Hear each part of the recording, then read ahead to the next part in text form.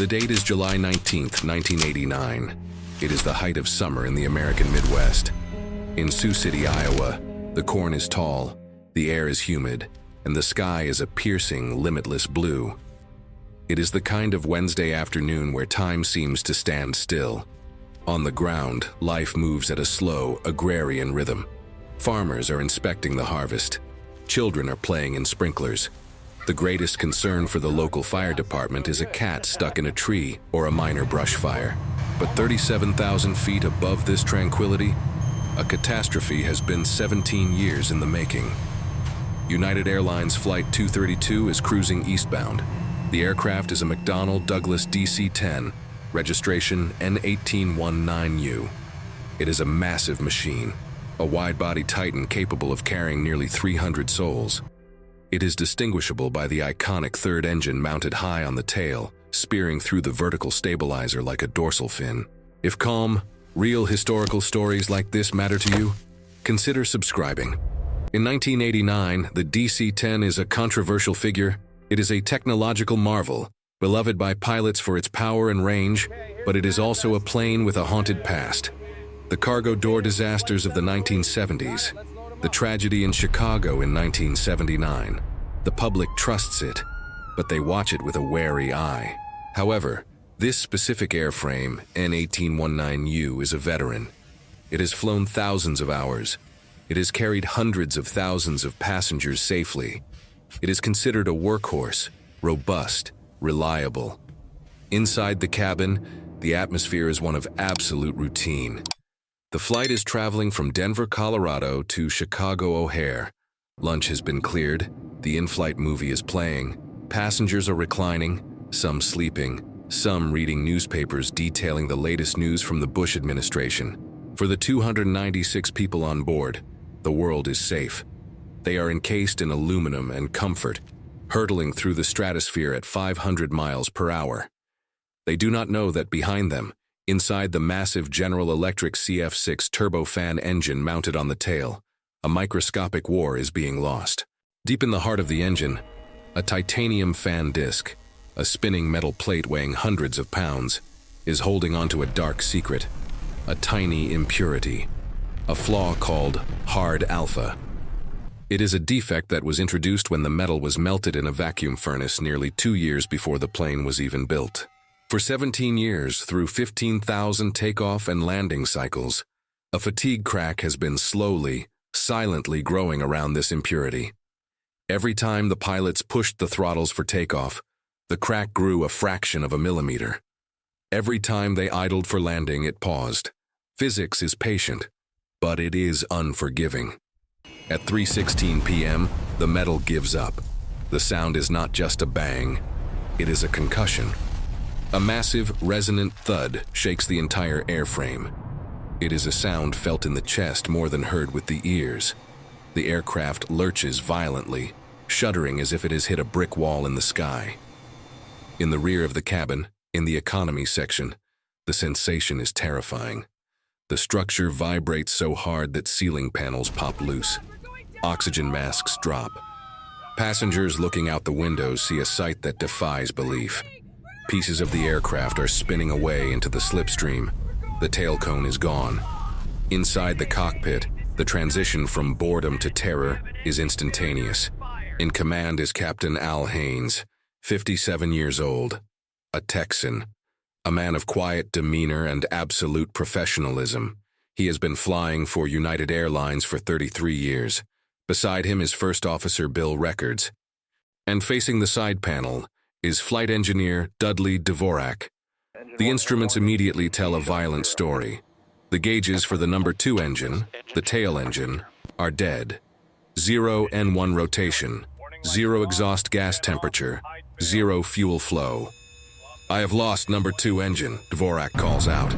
"Shut it down," Haynes orders. "Run the checklist." At this precise moment, the crew believes they are dealing with a catastrophic engine failure. It is serious, yes, but it is a scenario they have trained for in the simulator dozens of times. A DC-10 is designed to fly on 2 engines. It can even fly on 1. They begin the engine failure in flight procedure. They cut the fuel. They cut the electricity to the bad engine. But then, First Officer Records puts his hands on the yoke to correct the drift. The aircraft is banking to the right. He turns the wheel to the left to level the wings. The yoke feels wrong. It is loose. There is no resistance. It turns freely in his hands, clacking against the stops. The aircraft does not respond. The bank angle increases. The nose drops. Records pulls back on the column to stop the dive. Nothing. The massive control column moves back and forth like a disconnected toy steering wheel. "Al," Records says, his voice tight with a realization that no pilot ever wants to accept, "I can't control the airplane." Captain Haynes looks at him. The statement is absurd. "What?" "I can't control it." Haynes grabs his own yoke. "I've got it." He turns it left. He pulls back. Nothing. The control surfaces, the massive ailerons on the wings, the elevators on the horizontal stabilizer, are dead. They are trailing in the wind, unresponsive to human command. Flight engineer Dvorak scans his panel. His eyes fix on the hydraulic gauges, and what he sees makes no sense. It defies the fundamental laws of aircraft design. The DC-10 has 3 independent hydraulic systems: System 1, System 2, and System 3. They are the blood of the aircraft. They power the flight controls, the landing gear, the brakes, the spoilers. The design philosophy is redundancy. The systems are routed separately. If System 1 bursts, 2 takes over. If 2 bursts, 3 is the backup. The mathematical probability of losing all 3 systems simultaneously is calculated by McDonnell Douglas engineers as 1 in a billion. It is deemed impossible. But the explosion in the tail was not contained. When the titanium fan disc shattered, it didn't just break. It exploded with the force of a bomb. Shrapnel moving at supersonic speeds tore through the engine cowling. It sliced through the horizontal stabilizer. And in a cruel twist of geometry, the shrapnel found the one place in the tail where all 3 hydraulic lines pass near each other. It severed the lines of System 1. It severed the lines of System 3, and it sliced through the lines of System 2. Hydraulic pressure is 0, Dvorak reports. On all gauges, the cockpit falls silent for a heartbeat. In seconds, the lifeblood of the aircraft has drained away into the Iowa sky. The impossible has happened.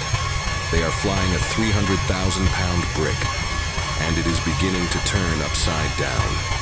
The aircraft enters a deadly aerodynamic phenomenon known as a phugoid cycle. Without elevators to keep the nose steady, the plane becomes a prisoner of kinetic energy exchange. Here is the physics of their nightmare. Because the nose has dropped, the plane gains speed. As it gains speed, the wings generate more lift. This extra lift pushes the nose up. The plane climbs. As it climbs, it trades speed for altitude. It slows down. As it slows down, the wings lose lift. The nose drops again, up and down, like a roller coaster from hell. Each cycle takes about 60 seconds. On the downswing, they are diving toward the earth at incredible speeds. On the upswing, they feel the G-force pushing them into their seats. And with every cycle, the plane banks steeper and steeper to the right. The explosion has damaged the aerodynamics of the tail, creating a permanent tendency to roll. I can't stop the turn. Records is straining, his biceps bulging, fighting a battle that physics has already decided he cannot win with the yoke. If the bank angle passes 90 degrees, the DC-10 will flip inverted. The lift will become a downward force, and they will dive vertically into the ground. Captain Haynes, in a moment of desperate ingenuity, looks at the center console. The yoke is dead. The rudder pedals are dead. But the throttle levers are still connected. Although the tail engine is destroyed, the 2 wing engines, number 1 on the left and number 3 on the right, are still running perfectly. "Throttle!" Haynes shouts. He slams the left throttle back to idle and pushes the right throttle forward to maximum power. The engine on the right wing roars.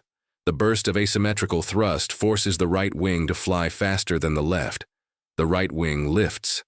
Slowly, agonizingly, the bank stops. The horizon begins to level out. They have found a way to steer, but it is crude. It is imprecise. It is like trying to drive a car on icy roads using only the gas pedal and the emergency brake. To turn left, they must reduce power on the left and increase power on the right. To pitch up, they must add power to both, but they have to be careful. Too much power and the nose will rear up, leading to a stall. Too little, and they will dive. They are learning to fly a crippled beast from scratch in real time, while falling toward the ground. At this moment, a flight attendant calls the cockpit. She tells them there is a United Airlines training captain in the cabin. He is flying as a passenger in civilian clothes. His name is Denny Fitch. He is a DC-10 instructor. He knows the systems of this plane better than the engineers who built it. Haynes does not hesitate. In an era where the captain was often seen as a god figure who never asked for help, Haynes puts his ego aside. "Send him up," he says. Fitch enters the cockpit. He sees the grim reality immediately. The yokes are turned fully to the left, but the plane is turning right. The hydraulic gauges are dead. The low-pressure lights are screaming red. "Tell me what you want," Fitch says. Haynes points to the center console. "Work the throttles." Fitch does something unusual. He kneels on the floor between the two pilots.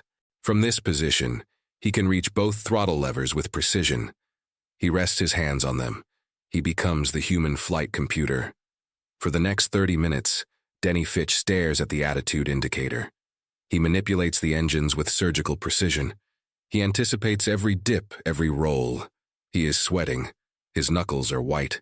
He is fighting the plane's natural tendency to roll over and die.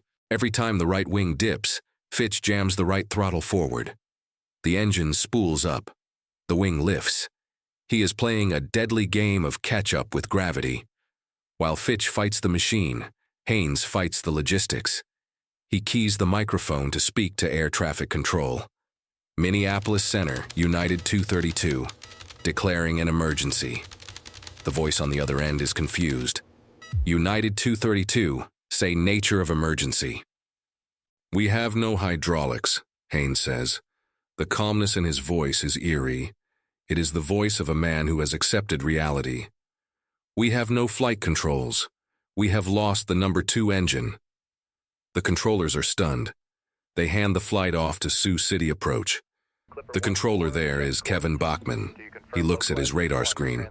Usually a plane flies in a straight line. United 232 is wandering across the sky in wide, erratic circles. They can only turn right. To go left, they have to turn right 270 degrees. "United 232, you have Sioux City Airport at your 12 o'clock, Bachman says. "Runway 31 is available. It is 10,000 feet long." Haynes looks out the window. He sees the city. He sees the airport, but he can't line up. "We can't make 31, Haynes says. "We can only turn right." They are drifting away from the airport. They are going to miss the city. Bachman scrambles. "Okay, United 232. You are cleared to land on any runway. We have runway 22 available." Runway 22. It is a relic. It is an old runway, closed to jet traffic. It is cracked concrete, used only for small private planes. It is short, but it is the only piece of concrete that the physics of their turn will allow them to aim for. "We'll take it," Haynes says. Then he adds a request that chills the blood of everyone listening in the tower. "We'd like the equipment standing by." The equipment means fire trucks, ambulances. Haynes knows this will not be a landing. It will be a crash. Inside the cabin, the mood shifts from confusion to preparation. The lead flight attendant, Jan Brown, takes the microphone. Her voice does not shake. "Ladies and gentlemen, we are going to make an emergency landing. Please remove your shoes, take off your glasses. Remove sharp objects from your pockets." The passengers obey. There is no screaming. There is no Hollywood panic. There is a heavy, suffocating silence. Strangers hold hands. Parents clutch their children. A businessman writes a note to his wife on the back of a napkin. They can hear the engines surging, up and down, as Fitch fights to keep them level. The ground is rushing up. Usually, a landing approach is a stabilized, precise maneuver. This is a controlled fall. They have 3 massive problems to solve in the next 2 minutes. Without hydraulics, the gear lever doesn't work. They have to use the alternate extension. Flight engineer Dvorak pulls the mechanical release handles in the floor. Gravity takes over. The heavy gear doors fall open. The massive wheels drop. The nose gear and main gear lock into place. But the nose gear door remains open, creating drag, and they have no brakes. Once they touch down, they cannot stop. This is the killer. Modern jets use flaps, panels that extend from the back of the wing, to increase lift at low speeds. This allows a massive jet to land slowly, usually around 140 knots, 160 mph. But the flaps run on hydraulics. They are frozen in the up position. Without flaps, the wing cannot generate lift at slow speeds. If they slow down to normal landing speed, they will stall and fall out of the sky like a stone. To keep flying, they must fly fast, terrifyingly fast. They are approaching Sioux City at 240 knots. That is 275 miles per hour. It is the speed of a Formula One car on a straightaway. Most tires are not rated for this speed. The runway is not long enough for this speed. The structural integrity of the fuselage is not tested for an impact at this speed. United 232, wind is 360 at 11, the tower calls. You are cleared to land on runway 22. Haynes laughs, a dry, short chuckle that is captured on the cockpit voice recorder. You want to be particular and make it a runway, huh? It is a moment of dark humor in the face of death. The sink rate alarm begins to blare. The computer realizes they are falling too fast. They are descending at 1,800 feet per minute. A normal landing is 200 feet per minute. They are not landing. They are flying into the ground. Pull up, Fitch whispers to himself. Pull up. He jams the throttles forward. He needs power to arrest the descent, but jet engines have spool up time. It takes seconds for the power to kick in. Seconds they do not have. At 100 feet, the air becomes turbulent. The heat rising from the cornfields hits the wings. The right wing, the damaged side, begins to drop. Fitch pushes the right throttle to the firewall. He prays for the engine to grab the air and lift the wing. Left, Al, left! Records shouts. Haynes fights the yoke even though he knows it is useless. It is pure instinct. The corn stalks are visible now. Individual leaves whipping in the wind. The cars on the highway are just flashes of color. The right wing tips further, 20 degrees. The tip of the wing is now feet from the concrete. The clock strikes 4:01 p.m. The right wingtip catches the ground just shy of the runway threshold. The impact is cataclysmic. The wing shears off instantly. 10,000 pounds of jet fuel stored inside the wing ignite in a fraction of a second. The loss of the wing destroys the lift on the right side. The massive aircraft, moving at nearly 300 miles per hour, cartwheels. It pivots on its nose. The tail rises into the air. The aircraft overturns like a toy tossed by a giant child. The tail section snaps off and slides away into the grass. The cockpit, the nose section, tears free from the fuselage. It breaks off like a capsule, tumbling across the ground, a crushed ball of aluminum and wires, rolling over and over until it comes to rest half a mile away. The main fuselage, the tube containing the passengers, turns upside down, slides backward through the cornfield. The roof is crushed into the dirt. The seats designed to withstand 9Gs are ripped from their mountings. The tube becomes a wind tunnel of fire and debris. Dirt, corn, luggage, and metal fly through the cabin. A massive fireball erupts, consuming the center section of the plane. A mushroom cloud of black, oily smoke rises into the clear Iowa sky, visible for 20 miles. For a moment, there is silence. The fire trucks are frozen on the tarmac. The rescuers stare in horror. It looks like a total loss, a smoking crater. No one could survive that. The destruction is absolute. But then, movement. In the tall corn, shadows begin to emerge. People. They are dazed. They are bleeding. Their clothes have been torn off by the force of the wind blast. Some are missing shoes. But they are standing. They are walking out of the smoke. They are emerging from the corn like ghosts. The rescuers race forward. We have survivors. We have survivors. 185 people survived the crash of United Flight 232. It remains one of the greatest miracles in aviation history. But it was a miracle with a heavy price. 111 people died that afternoon. 111 souls who never made it to Chicago. The smoke from the cornfield carried their memory into the sunset.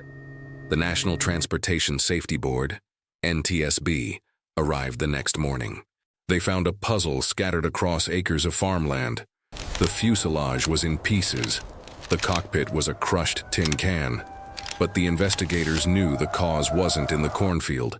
It was back up in the sky, somewhere over the farmland of Alta, Iowa, where the explosion happened. They needed the fan disc. United Airlines offered a reward. Farmers walked their fields in lines, looking for a piece of metal. 3 months later, a farmer named Janice Sorensen found it in her cornfield. A large titanium disc. Metallurgists put it under the electron microscope. And there, deep in the grain of the metal, they found it. A cavity. A tiny white inclusion. Hard alpha. It was a defect introduced when the titanium was melted in a vacuum furnace in 1971. A pocket of nitrogen had contaminated the metal. It was a manufacturing defect that had escaped every inspection for 17 years. Ultrasonic tests, dye-penetrant tests, nothing had caught it. It was a time bomb that had been ticking since the Nixon administration, waiting for Flight 232. But the legacy of United 232 is not about titanium. It is about the men in the cockpit. The NTSB investigators took the flight data recorder and programmed it into the flight simulators at NASA and United Airlines. They invited highly experienced test pilots to fly the exact same profile. They ran the simulation dozens of times. Every single time, the test pilots crashed. Most didn't even make it to the airport. They spiraled out of control and hit the ground miles away. Others hit the runway at impossible angles and cartwheeled. Not a single crew was able to replicate the controlled crash landing that Haynes and his team achieved. The cockpit crew, all 4 of them, survived the crash. Rescuers found the cockpit ball nearly 30 minutes after the crash. They didn't think anyone was inside. Then they saw a hand moving in the rubble. Haynes, Records, Dvorak, and Fitch were cut out of the wreckage. They were critically injured, but they lived. Why? Why did they succeed where computers failed?